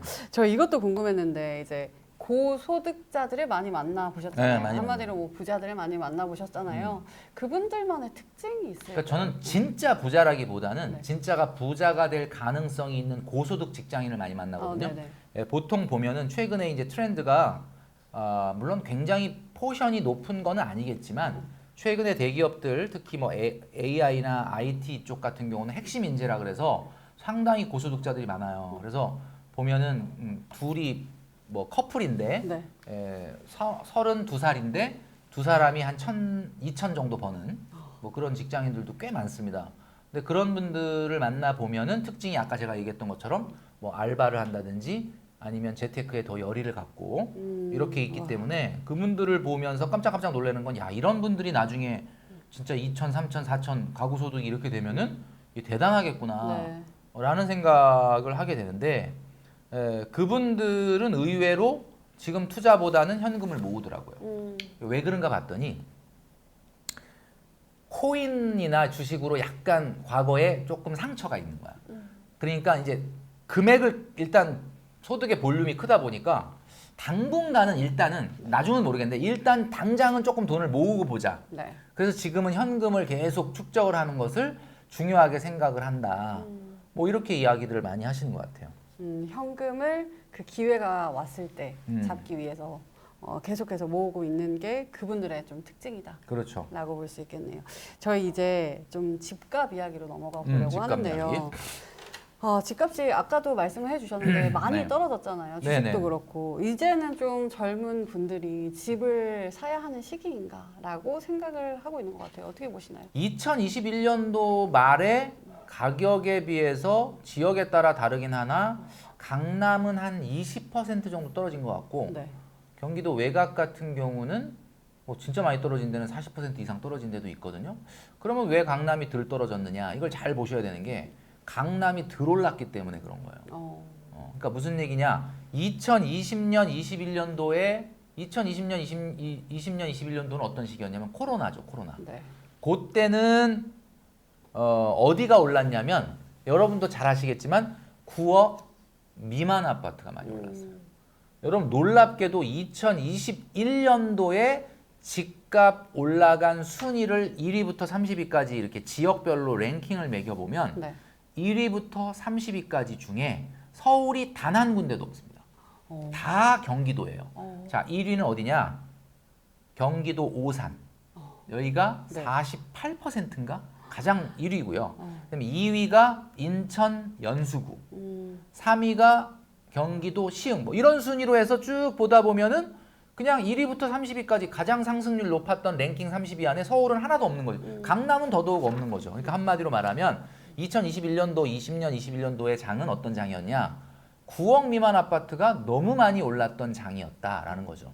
자, 그러니까 지금 가격이 떨어지는 건 누구부터 떨어지겠어요? 그 많이 올랐던 거 가장 많이 순위로 올랐던 순위로 떨어지는 거죠. 그러니까 당연히 강남이 상대적으로는 조금 덜 떨어지는 상황이 생기게 된 거죠. 자, 그렇다면 시장은 충분히 이 정도면은 왜냐면 최근에는 약간 반등도 좀 있고 그다음에 뭐 급매물이 소진되면서 더 이상 하락이 좀 주춤하기도 하거든요. 그러니까 이제는 좀 사야 되는 거 아니냐라고 이제 이야기하시는 분들이 많다라는 거죠. 특히 무주택자들 같은 경우에. 네. 그럼 작가님께서는 이제는 사도 된다. 그래서 저는 이제 이게 좀 위험할 수 있는 얘기인 게 뭐냐면 집이라는 게 어떤 집이냐, 어디의 집이냐, 그 사는 사람의 소득이 어떠냐, 대출을 얼마나 받아서 사는 거냐를 다 다르기 때문에 네. 이 일률적으로 이 방송에서 이야기할 때 사도 돼요, 안 사도 돼요, 이렇게 하고 하게 되면은 좀 위험해질 수 있기 때문에 그 얘기보다는 제가 좀 풀어서 말씀을 드리자면 기본적으로 봤을 때 2021년도에 사는 것보다는 지금 사는 사람이 훨씬 유리하긴 하죠. 왜냐하면 당연히 2021년도에 그 가격으로 샀던 사람도 있는데 네. 지금보다 그때보다 지금이 거의 30% 이상 맞아요, 빠졌으니 맞아요. 지금 샀다라고 하면은 당연히 그때 산 분들보다는 하방 경직성 가격이 밑으로 더 이상은 이제 빠지기가 조금 어렵다라는 하방 경직성이라고 하는 게 생겼기 때문에 네. 당연히 유리하죠. 근데 제가 앞서도 한번 얘기했던 내용이 최근에 정상적인 자산 시장의 흐름, 너무 올라가면 떨어지고 또 너무 떨어지면 반등하고 하는 게 일단 인지상정이죠. 그런데 지금 우리가 하반기에 무슨 일이 생길지 모르겠는 거야. 그렇죠. 소위 말하는 뭐 어떤 그 파이낸셜 크라이시스, 뭐 금융 위기 또는 뭐 그게 어디서 올지 뭐 부동산에서 올지 PF에서 올지 또는 뭐 예를 들면 미국 경제의 어떤 어느 한 축이 지금 최근에는 미국 경제에 또 발목을 잡는 것 중에 하나가 미국 은행들인데 은행들이 채권을 많이 갖고 있단 말이에요. 근데 국채 가격이 지금 금리가 올라가면서 많이 떨어졌어요. 심지어는 거의 막 반토막 나다시피 하니까 자산 가격이 하루아침에 반토막이 나니까 가입자들이 불안해서 자꾸 돈을 인출하니까 뱅크런이 생기고 막 파산하는 거 아닙니까? 그럼 이 얘기는 무슨 얘기냐면 지금 어느 고리에서 끊어질지 몰라. 우리가 이제 이 경제라는 것은 네. 글로벌 경제라는 건 우리 자전거 체인처럼 이 고리로 다 연결돼 있는 연결돼요. 거잖아요. 근데 예, 아무리 우리 쪽에 있는 고리가 단단해도 저쪽 끝에 어느 하나가 틱 깨지면 그 체인의 강도는 그 체인의 가장 약한 고리의 강도가 그 체인의 강도인 거잖아요.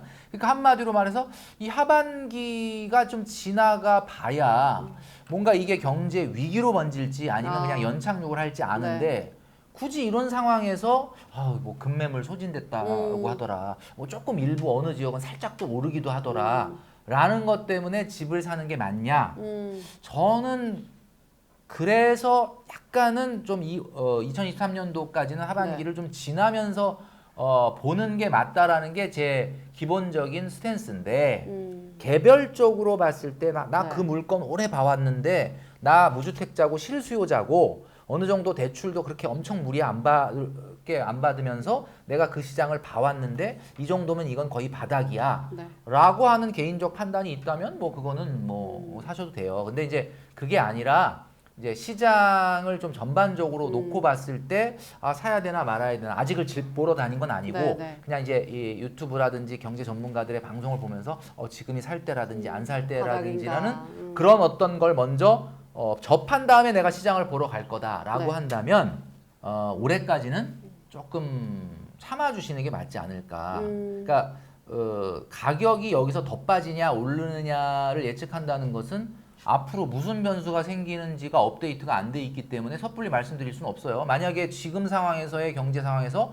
또다시 새로운 어떤 위기의 어떤 정보가 나타나지 않는다면 저는 지금 정도의 가격 하락에서 어느 정도는 멈출 거라고는 봐요. 근데 문제는 그게 어떻게 될지 뭐가 모르니까. 어떤 것들이 새로 업데이트가 될지 모르기 때문에 하반기 같은 경우는 집값이 떨어졌다 하더라도 무주택자분들 조금 더 기다리시는 게 맞지 않겠느냐라는 생각을 하는 거죠. 네, 시장을 전반적으로 본다면 조금 급하게 섣불리 움직일 필요는 없겠다. 하반기를 좀 지켜보자라고 말씀해 주셨는데 그렇다면 이 질문으로 좀 다르게 여쭤볼게요. 이러한 신호가 나오면 이건 정말 바닥이다. 이제는 좀 살 수 있겠다.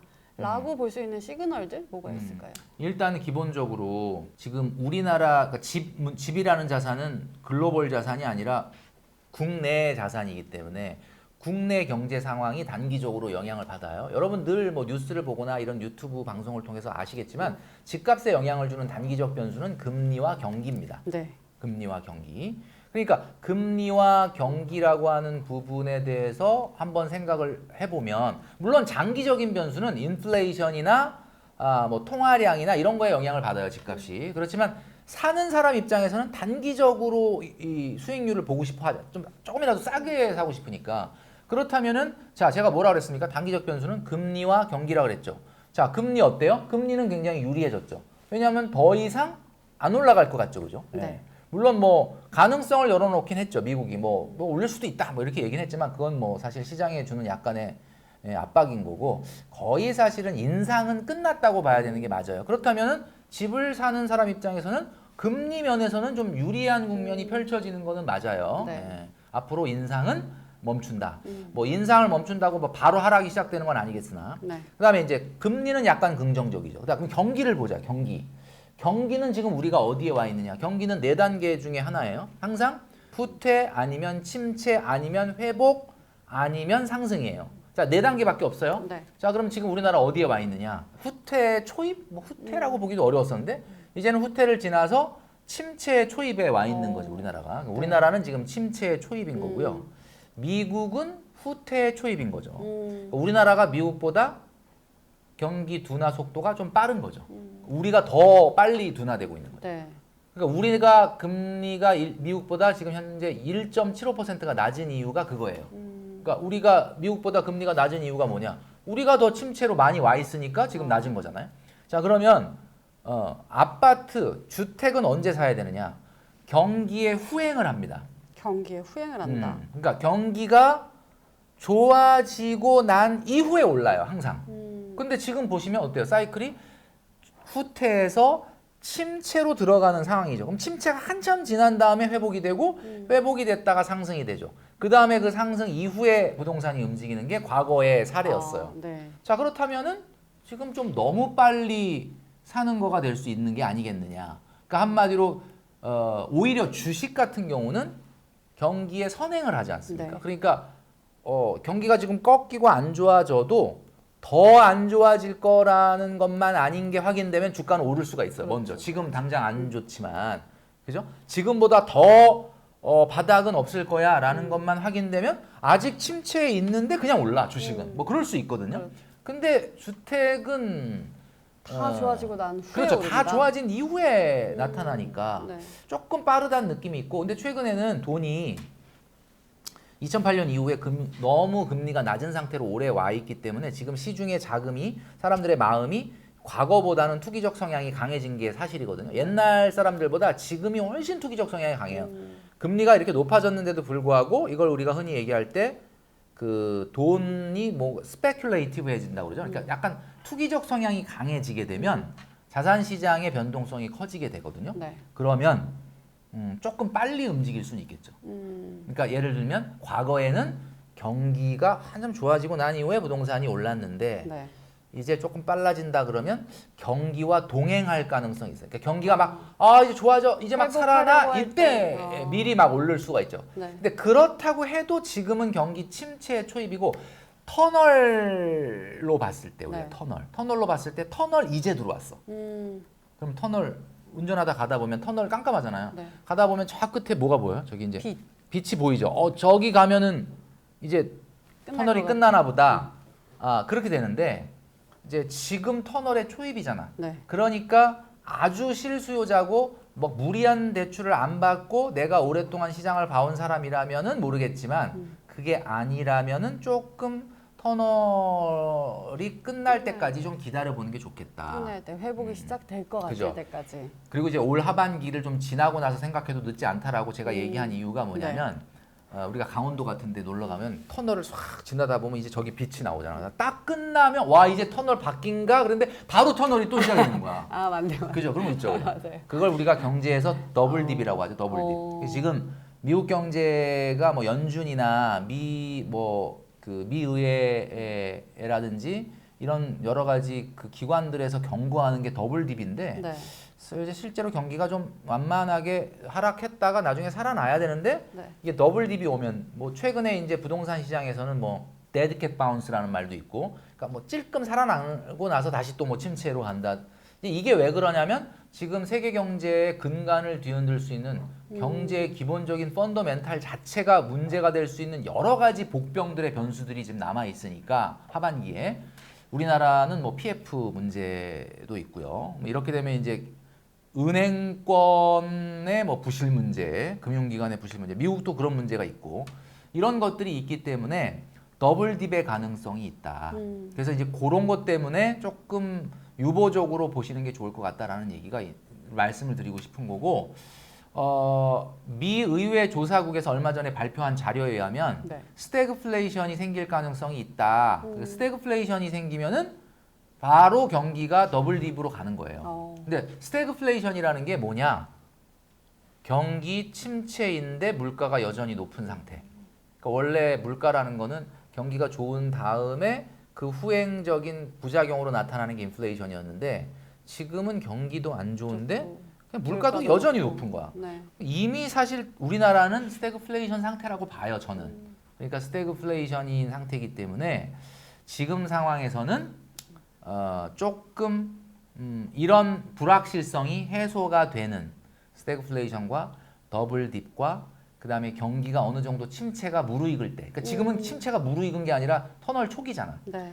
이런 상태의 시장의 움직임이 확인이 됐을 때 사도 뭐 굳이 늦지 않지 않겠느냐. 이런 그러면 그 생각이 시그널로는 금리와 경기가 보내는 시그널을 좀 확인을 해야 하고 네. 지금은 뭐 하반기를 지나서 경기 침체의 국면이 거의 끝나갈 때 빛이 보일 때 그때까지는 좀 기다리자. 그렇죠. 라는 그때까지 기다려야 말씀이시죠. 된다라는 거죠. 저희 영끌족에 대해서도 이야기를 좀 나눠볼게요.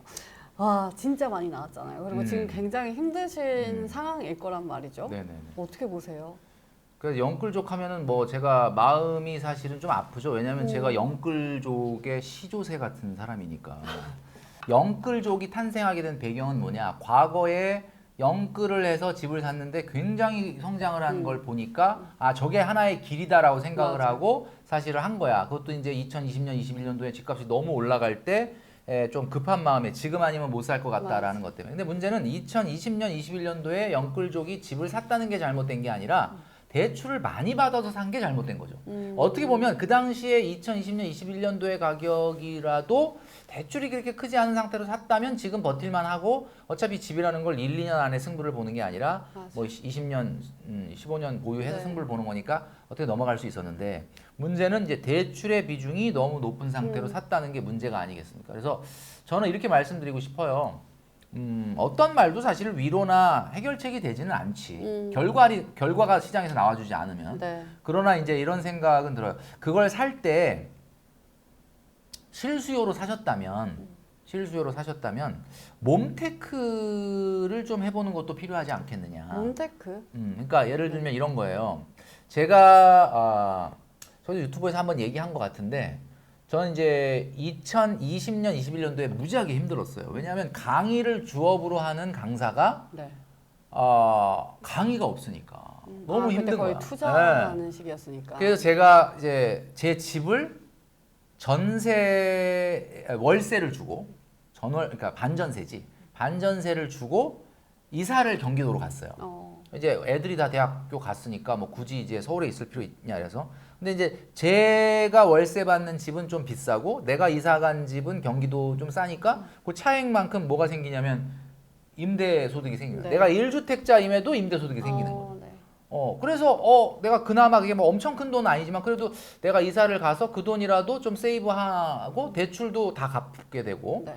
이렇게 되니까 훨씬 여유가 네. 있잖아요. 그러니까 무슨 생각이냐면 만약에 그 집을 계속 지킬 생각이 있으시다 그러면 조금 더 작은 집, 조금 더 외곽으로 좀 몸은 좀 힘들겠지만 그런 마음으로 해서 비용을 좀 줄여보는 노력을 해보는 것도 하나의 방법이 아니겠느냐. 그리고 집은 여러분들이 네. 어차피 올해 샀다가 내년에 팔려고 산 건 아니잖아요. 그러니까 이게 사실은 뭐 방법이나 큰 위로가 되지 않을 수도 있겠지만 그렇다 하더라도 잘 여러분들이 생각을 해보시면은 방법은 그 안에 있을 수 있으니까 네. 집이라는 것이 또 언제 우리나라는 과거의 역사를 보게 되면 지난 50년간 7, 8년 정도는 강세장, 3, 4년은 약세장이 계속 반복되어 오는 장세니까 네. 여러분들이 잘 이겨내시는 것이 좀 필요하지 않겠는가라는 네. 생각이 들고요. 만약에 여러분들이 산 집이 아파트라면 저는 그래도 조금 약간 희망이 있지 않을까라는 생각을 해요. 수도권에 아파트가 지금 그러니까 수도권이라고 하는 건 서울, 경기, 인천 네. 이 수도권에 주택이 1,100만 채 정도 있습니다. 근데 그 중에 많다. 60%가 아파트고 네. 서울은 정확하게 52%가 아파트예요. 그 얘기는 서울의 둘 중에 하나만 아파트고 하나는 아파트 아니라는 거죠. 그 얘기는 무슨 얘기냐? 아파트가 갖는 희소성, 아파트가 갖는 뭐 안정성, 주거의 안정성, 뭐 치안의 안정성 이런 것들이 있기 때문에 뭐 당장은 지금 뭐 이렇게 뭐 갑자기 뭐 회복이 돼서 이렇게 되진 않을 수는 있겠지만 점진적으로 봤을 때 장기간에 걸쳐서는 아파트의 희소성이 계속 커지고 있는 지금 상황이기 때문에 네. 영끌족 분들 뭐 상황은 다 다르겠지만 지금 본인이 처해 있는 상황에서 잘 좀 이겨내시고 버티셔라 라는 말씀을 좀 드리고 싶습니다. 네. 그나마 뭐 빛이 될 수 있는 게 아파트의 희소성이 좀 커지고 그렇죠. 있다. 예. 알겠습니다. 저희 집에 대해서 이야기를 나눠보고 있는데 사실 저 같은 MZ 세대들은 집을 내가 과연 살 수 있을까? 저는 항상 이런 생각을 하는 게 뭐 운동하러 어디 가거나 높은 데서 서울을 딱 내려다보면 세상에 이렇게 집이 많아? 근데 왜 내 저렇게 집은 많은데 없어? 내 집은 없어 이렇게 생각하는. 진짜 아니 근데 정말 왜 내 집은 없을까? 그리고 나는 저 집을 살 수 있을까? 음. 하고 뭐 집이 얼마지? 이 집 너무 좋다 보면 거의 10억이 넘고 1억도 지금 아둥바둥 모으고 있는데 저희 이렇게 저처럼 생각하는 MZ 세대나 뭐 이렇게 아직 집이 없으신 분들에게 내 집을 마련할 수 있는 꿀팁 있을까요? 저는 이렇게 생각을 해요. 집이 앞으로 계속 올라갈까요? 라고 질문하면 올라갑니다. 근데 제가 얘기하는 건 뭐냐면 네. 자산의 실질 가치가 상승을 안 한다고 했지 절대 가치가 상승 안 한다는 건 아니에요. 가격은 다 올라요. 여러분 내년 내후년에 버스 지하철 요금이 지금보다 쌀 것 같아요? 비쌀 것 같아요? 무조건 비싸죠. 인플레이션이라는 건 자연적으로 있어요. 지금은 인플레이션이 문제가 되는 경제지만 인플레이션이 문제가 안 되던 경제에서도 항상 2, 3%는 올라. 집이 안 오를 것 같아요? 이 국면이 지나고 나면 올라요. 오른다 계속. 근데 문제는 뭐냐? 그게 왜 실질 가치가 아니냐면 내 집만 오르는 게 아니에요. 다 같이 다 올라. 아. 다 오르니까 내가 집에서 돈을 번 것 같은데 내가 우리 집이 뭐 2억 올라도 딴 데도 2억 올랐어. 그러면 내가 실질적인 구매력이 늘어나는 게 아니잖아요. 네. 그러니까 여러분 그 얘기는 무슨 얘기예요? 그럼 안 사고 있으면 어떻게 된다는 거야? 안 사고 있으면 돈을 잃는 거지. 네, 그러니까 집 제가 값은 계속 오른다. 그러니까 제가 얘기하는 거는 집을 사서 부자가 되는 시기는 끝났습니다. 예, 집을 사서 물론 뭐 굉장히 뭐 입지가 좋거나 특이한 지역 물론 뭐 실질 가치가 올라가는 데도 있죠. 근데 이제 일반적으로 봤을 때는 집을 사서 막 집 때문에 부자가 됐다?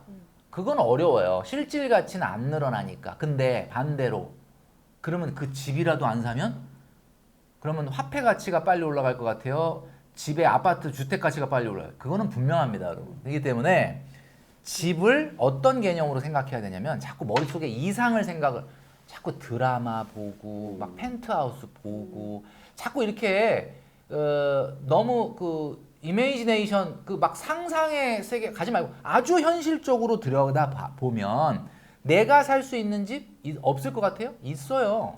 여러분 많은 분들이 무조건 뭐 제가 좀 전에 아파트 얘기했는데 아파트면 물론 더 좋죠. 아파트인데 서울에 있고 난 큰 거 필요 없어. 한 25평이면 되는데 새 거고 뭐 많이 안 바래. 지하철 그냥 한 가까운 데 좀 있고. 이래 버리면 그냥 이게 10억이잖아. 아, 너무 이게 비싸. 10억이잖아요. 그러니까 여러분 경기도에 지하철 안 다니지만 버스를 타고 서울 강남이나 시내로 한 1시간 번에 이내에 갈수 접근할 수 있는 이런 정도의 도시에 25평 아파트 중에 4억 안 되는 거 아직도 많아요. 예, 많거든요. 물론 그 아파트를 사서 걔가 오르겠느냐? 제가 아까 얘기했잖아요. 실질 가치는 안 오른다니까. 그러나 그걸 갖고 있으면 일단 기본적으로 여러분들이 갖고 있는 화폐 가치가 일단 훼손은 안 될 가능성이 있어. 아파트라면. 저는 그렇게 봐요. 그러니까 집을 사서 부자가 되는 시기는 끝났지만 일단 집은 있어야 된다. 현실적으로 자꾸 10억, 20억짜리만 보지 말고 내 눈높이에 맞춰서 집을 고르는 연습을 해야 되는데 그때 가장 중요하게 봐야 되는 게 뭐냐? 중요한 게 교통입니다. 교통. 교통이 뭐냐면 우리가 흔히 얘기할 때 집이 오릅니까? 그러면 저는 이렇게 얘기해요. 다 올라요. 아주 비싼 집 어디죠? 막 상위 입지 서울에 막 강남. 뭐 사람들이 선호하는 지역 네. 이런 지역이 있고 그 다음에 그냥 중간 지역이 있고 그 다음에 이제 경기도 외곽은 좀 싸잖아요. 예. 소위 얘기하면 뭐 상중하로 놓고 보자면 이 세 곳이 다 올라. 근데 오르는데 어디가 많이 오를 거냐? 저는 상하가 가장 많이 오를 거라고 해요. 상하. 왜 그러느냐? 그럼 중간이 안 오른다는 건 아닌데 상하보다는 성장률이 조금 둔하다는 거죠. 이제 이걸 뭘 보면 알 수 있냐면 여러분 지금 우리나라의 사람들의 소득을 5등분으로 나눠서 네. 제일 많이 버는 사람 그 다음 해서 이 5등분으로 나눈 거예요. 5분위 소득자가 제일 소득이 높고 1분위 소득자가 제일 소득이 낮아요. 이렇게 5단계로 나눠놨는데 지금 소득 올라가는 걸 보면요. 깜짝 놀라는 게 뭔지 아십니까? 상위 20% 5분위 가구 소득의 상승률이 너무 빨라. 어느 정도로 빠르냐면 가구 소득이 3천만 원 이상. 그러니까 예를 들면 2인 가구다. 네. 두 사람이 사는데 두 사람이 버는 돈이 3천이란 뜻이야. 월. 네. 그런 가구가 얼마나 있을 것 같아요? 많으니까 말씀하시겠죠. 네. 80만 가구 정도 있어요. 80만 가구면 어느 정도냐면 네. 서울의 가구 수가 405만 가구밖에 안 되거든요. 많다. 80만 네. 가구가 한 달에 월 소득이 3천이야. 그럼 그 사람들은 무슨 생각하겠어요? 3천만 원이 매달 들어와. 그럼 무슨 생각하겠어요? 우리도 지금은 돈이 없지만 좀 돈 모아갖고 강남으로 이사 갈까? 이 생각 안 하겠냐고요. 한단 말이에요. 그러니까 자 강남 우리가 흔히 얘기하는 강남을 어디까지를 강남이라고 생각을 하느냐? 뭐 어떤 분은 강남만 강남이다. 강남 서초 강남이다. 뭐 이런 분도 있고 뭐 강남 3구라는 분도 있고. 근데 하여튼 뭐 제가 생각할 땐 강남구와 서초구에 있는 아파트가 30만 채밖에 안 돼요. 근데 제가 아까 뭐라 그랬죠? 80만 가구가 3천만 원 소득이 대기하고 있는 수요가 엄청나니까 당연히 상위 입지는 집이 사실은 한남동, 용산, 강남, 서초, 목동은 사실은 원하는 거에 비해서는 사실 숫자는 적은 게 맞아. 그러니까 여기는 상승률이 높을 가능성이 높은 거예요. 네. 하위는 왜 상승률이 높냐? 여기는 사실은 실제로 그 우리가 저소득자라고 얘기하죠. 하위 20%나 하위 40%의 가구 소득의 성장률이 또 빨라요. 여기가. 그럼 가장 성장률이 늦은 데가 중간이에요. 그러니까 뭐 우리가 흔히 얘기할 때 서울에 한 7, 8억, 8, 9억 이 아파트 사고 싶어. 그 아파트가 제가 봤을 때는 가장 상승률이 상승 안 한다는 건 아니고 상대적으로 아주 상위와 아주 하위의 입지에 비해서는 상승률이 떨어질 가능성이 높다. 제가 지금 설명한 거를 세 글자로 뭐라고 하는지 아세요? 저는 뭔가 양극화? 그렇죠. 양극화를 제가 지금 설명하는 건데 양극화는 소득에서 나오는 거고요. 그 소득의 양극화가 나타나는 이유는 뭐냐? 300만 원을 벌던 사람이 있는데 월급이 10%가 올라갔어. 네. 30만 원이 더 나와. 그 30만 원 뭐 할 것 같아요? 저축을 해야 된다고 말씀을 하셨는데. 아니 그냥 300만 원 버는데 30만 원 월급 벌면 30만 원 쓰죠. 네. 빛의 속도로 씁니다. 빛의 속도로. 자 그런데 3천만 원을 버는 사람이 있어. 근데 이 사람이 10% 소득이 올라가면 300만 원이 더 들어와. 그럼 300 뭐 할 것 같아요? 안 써도 될 것 같은데. 그거는- 저축할 것 같은데요. 그거는 3천만 원을 버는 사람은요 바빠요. 3천만 원 벌던 사람이 당연히 돈은 많이 쓰겠지만 3천만 원 벌다 갑자기 10% 300만 원이 더 들어온다고 300만 원을 쓸 시간이 없어. 부자가 하루에 10끼 먹는 건 아니지 않습니까? 돈을 더 못 쓴다니까요. 소득이 늘어나는 속도가 똑같아도 고소득자는 잉여 자산이 계속 커질 수밖에 없고 잉여 자산은 어디에 들어가겠습니까? 그 사람이 시계를 사거나 네. 가방을 사거나 차를 사거나 집을 살 때 그러니까 부자들이 차는 시계, 부자들이 타는 차, 부자들이 사는 집이 왜 비싸지느냐? 그래서 비싸지는 거예요. 그러니까 기본적으로 이 자본주의의 양극화를 이해하려면 소득이 양극화되는 현상이 네. 이해해야 되는데 지금 우리나라가 이게 본격적으로 진입을 했거든요. 그러니까 앞으로 집은 상승률로 보자면 상하가 조금 높을 거고 중간이 약할 거다. 네. 그렇다면 여러분 어떻게 해야 돼? 만약에 내가 상위 입지에 한 채를 사든지 네. 아니면 하위 입지에 두 채를 사든지 뭐 이런 그림이 그려지죠. 근데 아니면 상위 입지는 말씀을 해주셨잖아요. 강남이라고. 하위 입지는 어디예요? 하위 입지라는 거는 이제 가격이 좀 낮은 지역의 아파트가 되겠죠. 그러니까 이제 소위 말하는 경기도에서 GTX라든지 광역 교통망으로 서울에 빠르게 접근할 수 있으나 지금 당장 지하철이 안 들어와서 생각보다는 가격이 싸네. 뭐 이런 거. 예를 들면 수원시 권선동 같은 데를 가보면은 거기에 번호 4개짜리 버스를 타면 강남에 40분 만에 도착을 해요. 강남역에. 근데 아파트가 30평인데 4억이 안 돼. 수도권에서 이런 데가 있었나? 단 지하철은 가까운 데 없어요. 예를 들면 뭐 그런 데가 꽤 있거든요. 마치 지금 얘기가 막 거기를 사라 이런 것처럼 되는데 이제 그런 뜻은 아닙니다. 그러니까 여러분들이 보시기에 예를 들면은 내 소득에 걸맞는 지역에서의 현실적인 내 집 마련 방법을 생각을 하고 네. 집 그러면 그냥 무조건 수도권 서울에 뭐 어느 정도 내가 봐왔던 아파트 그걸 생각을 처음부터 하시지 마시고 눈높이를 맞춰. 예, 눈높이 맞춰서 일단은 시작을 해야 된다. 그리고 집으로 돈을 버는 시기는 아니지만 집을 사놔야 여러분들이 벌었던 돈에 인플레이션을 해지할 수 있을 가치를 훼손시키지는 그렇죠. 않을 것이다. 화폐 가치를 훼손시키지는 않죠. 왜냐하면 대한민국은 안전자산이라는 게 없잖아요. 지금 이제 제가 아까 저축을 전 영상에서 네. 저축 열심히 하라고 말씀을 많이 드렸는데 어떤 분은 그래요. 그 예적금이 지금 안전자산이 아니지 않냐. 원화가 지금 흔들리는데 물론 그렇죠. 이제 그렇지만 그렇다고 우리가 뭐 원화에 투자를 예적금 안 한다 그러면 뭐 그 돈을 다 뭐 은을 사고 금을 사서 땅에 묻어놓을 수도 없는 거고 그렇기 때문에 일단 기본적으로 원화라는 거에 투자를 해야 되는데 원화가 안전자산이 아닌 건 맞죠 사실은. 그러니까 대한민국에는 유일한 안전자산을 굳이 얘기하자면 임야, 토지, 그 다음에 건물, 상가, 주택 이런 게 있다 그러면 저는 주택이라고 봅니다. 왜냐하면 잘 보세요. 간단해요. 그게 왜 안전자산인지. 미래의 가격이 가장 변동성이 적을 게 안전자산이잖아요. 그럼 이걸 보면 돼요. 땅에서 나올 현금 흐름의 미래의 안정성, 건물과 상가에서 나올 미래 현금 흐름의 안정성, 주택에서 나올 미래 현금 흐름의 안정성 이걸 비교해 보시면 답이 딱 나오지 않습니까? 지금 강남역뿐만 아니라 주요 상권에 지금 공실이 넘쳐나는데 그렇죠. 여러분들이 상가 건물을 갖고 있을 때 두 다리 쭉 펴고 잘 수 있느냐? 절대 그렇지 않다. 근데 여러분 서울의 요지에 수도권의 요지에 아파트를 갖고 있다고 생각을 해보세요. 그게 물론 지금 너무 비싸서 문제지만 여러분들이 그걸 갖고 있다고 생각하면 거기에 공실이 생기고 월세가 안 들어오고 전세가 안 나가겠느냐? 그건 아니라는 거지. 그러니까 제가 봤을 때는 아무리 어려워져도 절대 포기하지 않는 게 집이기 때문에 뭐 집이 무조건 뭐 안전하다 이런 뜻은 아닌데 상대 가치로 봤을 때는 네. 내 집이라고 하는 것을 되도록이면 아파트로 마련하시는 노력이 가장 중요하다. 그러려면 시드머니가 있어야 되니까 그렇게 저축 얘기를 했던 거고 네. 그렇게 말씀드릴 수 있어요. 결국에는 소비를 줄이고 저축을 늘려서 내 집 마련을 해보자. 너무 간단하지 않습니까? 이걸 왜 못해? 저는 그냥 오로지 그것만 했는데 네. 자, 그럼 저희 마지막으로 우리 MZ세대 젊은 분들에게 한 말씀 해주시겠어요? 네.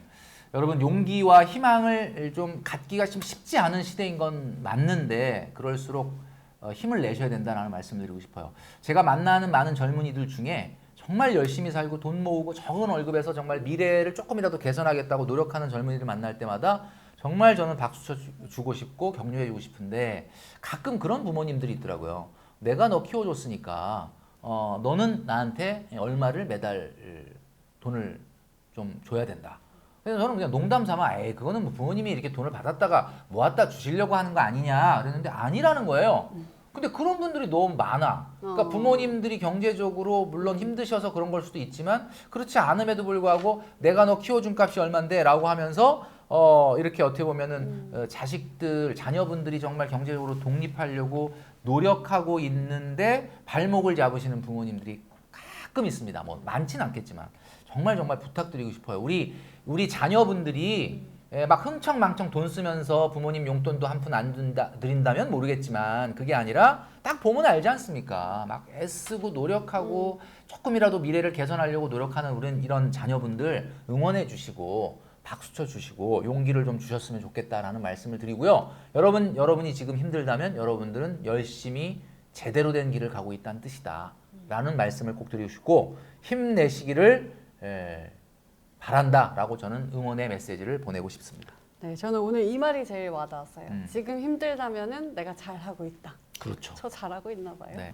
알겠습니다. 오늘은 김경필 작가님과 함께 여러 가지 이야기를 나눠봤는데요. 여러분의 자산을 불리는 데 좀 도움이 되셨으면 좋겠습니다. 네. 감사합니다. 네.